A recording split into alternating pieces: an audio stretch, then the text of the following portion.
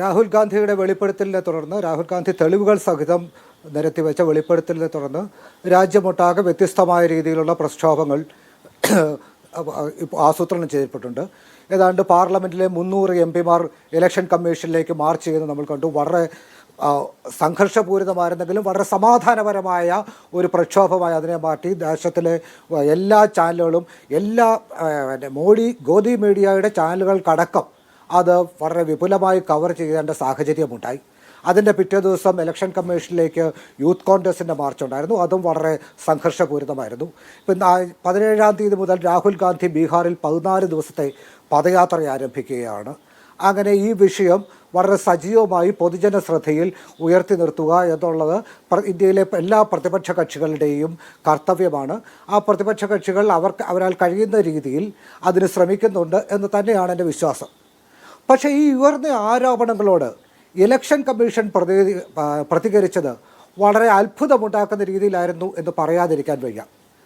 നിഷാദ് പറഞ്ഞതുപോലെ ഇത്തരമൊരു വിഷയം ഉണ്ടാകുമ്പോൾ ഇലക്ഷൻ കമ്മീഷൻ്റെ വിശ്വാസ്യത നിലനിർത്തുക എന്നുള്ളത് എന്നുള്ളതല്ല, ഇന്ത്യയിൽ നടക്കുന്ന ഇലക്ഷനുകൾ സത്യസന്ധവും നീതിയുക്തവും ആണെന്ന് ഉറപ്പുവരുത്തേണ്ട, അത് ജനങ്ങളെ ബോധ്യപ്പെടുത്തേണ്ട ബാധ്യതയുള്ളത് ഇലക്ഷൻ കമ്മീഷനാണ്. ആ ഇലക്ഷൻ കമ്മീഷൻ ഇലക്ഷൻ നടത്തിപ്പുമായി ബന്ധപ്പെട്ട എന്തെങ്കിലും ആരോപണം ഉയർന്നാൽ അതിൻ്റെ വസ്തുതകൾ മൂടിവെക്കാനല്ല, വസ്തുതകൾ ജനങ്ങൾക്ക് മുമ്പിൽ തുറന്നു പറഞ്ഞുകൊണ്ട് ഇതാണ് സംഭവിച്ചത്, ഇത് സുതാര്യമായി ജനങ്ങൾക്ക് പരിശോധിക്കാവുന്നതാണ് എന്ന് പറഞ്ഞതുകൊണ്ട് ജനങ്ങളുടെ മുന്നിലേക്ക് വരികയായിരുന്നു വേണ്ടിയിരുന്നത്. പക്ഷേ ഇവിടെ ഇലക്ഷൻ കമ്മീഷൻ വളരെ വിചിത്രമായി, വളരെ വിരുദ്ധമായ സമീപനങ്ങളോടുകൂടി രംഗത്ത് വരുന്ന കാഴ്ചയാണ് നമ്മൾ കാണുന്നത്. രാഹുൽ ഗാന്ധി ഈ വസ്തുതകൾ ഉന്നയിച്ചുകൊണ്ട് പത്രസമ്മേളനം നടക്കുന്ന അവസ്ഥയിൽ തന്നെ രാഹുൽ ഗാന്ധിക്ക് തെളിവുകൾ ഉടൻ ഹാജരാക്കണം എന്ന് പറഞ്ഞ് ഇലക്ഷൻ കമ്മീഷൻ്റെ നോട്ടീസ് ലഭിക്കുന്നു. അത് സത്യവാങ്മൂലം അടക്കം ആരോപണം എഴുതി നൽകിയാൽ മാത്രമേ ഇതിൽ അന്വേഷണം നടത്തുകയുള്ളൂ എന്നും ഇലക്ഷൻ കമ്മീഷൻ വ്യക്തമാക്കുന്നു. പക്ഷേ അതേസമയം തന്നെ അന്ന് വൈകിട്ട് തന്നെ രാഹുൽ ഗാന്ധി ഉന്നയിച്ച 2 ആരോപണങ്ങൾ ശരിയല്ല എന്ന്. ഒന്ന്, ഉത്തർപ്രദേശിലെ ചീഫ് ഇലക്ഷൻ ഓഫീസർ പറയുന്നു, ഞങ്ങൾ ഈ ആദിത്യ വർമ്മ തിവാരി എന്ന് പറയുന്നയാൾ ഉത്തർപ്രദേശിൽ വോട്ടില്ല, അദ്ദേഹം ബാംഗ്ലൂരിൽ മാത്രമേ വോട്ട് ചെയ്തിട്ടുള്ളത്. അപ്പം രാഹുൽ ഗാന്ധി എഴുതി നൽകാതെ തന്നെ അവർക്ക് ഉറപ്പുണ്ട് എന്ന് കരുതുന്ന വിഷയങ്ങളിൽ അവർ വിശ്വസിക്കുന്ന വിഷയങ്ങളിൽ അവർ അന്വേഷണം നടത്തുന്നുണ്ട്.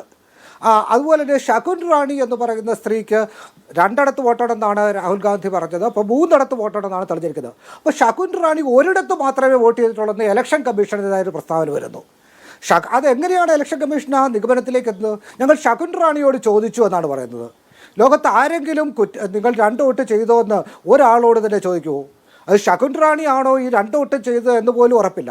അപ്പോൾ ശകുൻ റാണിയുടെ പേരിൽ 2 വോട്ടുകൾ രേഖപ്പെടുത്തിയിട്ടുണ്ടോ ഇല്ലയോ എന്ന് അന്വേഷിച്ച് അത് ജനങ്ങളെ ബോധ്യപ്പെടുത്തേണ്ട ഇലക്ഷൻ കമ്മീഷൻ ശകുൻ റാണി ഓരോ വോട്ടേ ചെയ്തിട്ടുള്ളത് ശകുൻ റാണി എന്ന് പറഞ്ഞു എന്ന വിചിത്രമായ ഒരു വാദമാണ് ഉന്നയിക്കുന്നത്. അങ്ങനെ ഇലക്ഷൻ കമ്മീഷൻ്റെ നടപടികളാകെ സംശയത്തിലാണ്. ഇന്നലെ അനുരാഗ് താക്കൂർ ഒരു പത്രസമ്മേളനം നടത്തി. അതിൽ വയനാട്ടിലും റായ്ബറേലിയിലുമൊക്കെ വ്യാപകമായി വോട്ടുകൾ ചേർത്തിട്ടുണ്ട് എന്നുള്ളതാണ്, വ്യാപകമായി കള്ള വോട്ടുകൾ ചേർത്തിട്ടുണ്ട് എന്നുള്ളതാണ് അദ്ദേഹത്തിൻ്റെ ആരോപണം. അദ്ദേഹത്തിൻ്റെ ആരോപണം ഈ തെരഞ്ഞെടുപ്പ് പ്രക്രിയ പൂർണ്ണമായും തെറ്റായിരുന്നുള്ള രാഹുൽ ഗാന്ധിയുടെ ആരോപണത്തിന് അടിവരയിടുന്നതാണ്. അതല്ല അതിലെ പ്രധാന പ്രശ്നം. രാഹുൽ ഗാന്ധി ഈ നിഗമനങ്ങളിലേക്ക് എത്തിയത് 6 മാസം 40 പേരടങ്ങി ഒരു സംഘം നടത്തിയ നീണ്ട പരിശോധനകൾക്ക് ശേഷമാണ്. അതിന് അത്രയും നീണ്ട പരിശോധനകൾ വേണ്ടി വന്ന് നമുക്കെല്ലാം അറിയാം. ഡിജിറ്റലി മെഷീൻ റീഡബിൾ ആയിട്ടുള്ള ഡേറ്റ കൊടുക്കുവാൻ ഇലക്ഷൻ കമ്മീഷൻ വിസമ്മതിച്ചു. JPG ഫോർമാറ്റിലുള്ള ഒരു കാരണവശാലും ഒപ്റ്റിക്കൽ റീഡിംഗ് നടത്താൻ കഴിയാത്ത ഡേറ്റയാണ് ഇലക്ഷൻ കമ്മീഷൻ കോൺഗ്രസ്സിന് ലഭ്യമാക്കിയത്.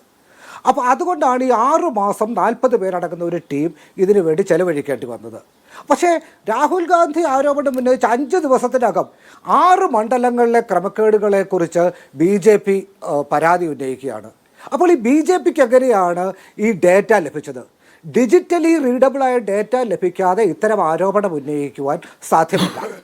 അതുകൊണ്ട് തന്നെ BJPക്ക് ഡേറ്റ ലഭിക്കുകയും കോൺഗ്രസ് മറ്റുള്ളവർക്ക് ലഭിക്കാതിരിക്കുകയും ചെയ്യുന്ന വളരെ സ്ട്രെയിഞ്ചായ ഒരു സിറ്റുവേഷനാണുള്ളത്.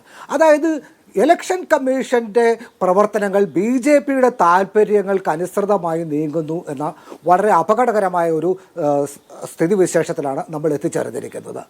ആ സ്ഥിതിവിശേഷം ഇലക്ഷൻ കമ്മീഷൻ്റെ വിശ്വാസ്യതയെ തകർത്തിരിക്കുന്നു. ഇന്ന് ഇന്ത്യയിൽ നിലനിൽക്കുന്ന സർക്കാർ ഒരു ഇല്ലെജിറ്റിമേറ്റ് സർക്കാരാണ് എന്നുള്ള ബോധ്യം ഒരു തോന്നൽ വ്യാപകമാക്കാൻ ഉപയോഗിച്ചിരിക്കുന്നു. ഇലക്ഷൻ കമ്മീഷൻ്റെ ലെജിറ്റിമസി നഷ്ടപ്പെടുന്നു, സർക്കാരിൻ്റെ ലെജിറ്റിമസി നഷ്ടപ്പെടുന്നു. ഇത്തരമൊക്കെ ഒരു ഘട്ടത്തിലാണ് നമ്മെ കൊണ്ടെത്തിച്ചിരിക്കുന്നത്.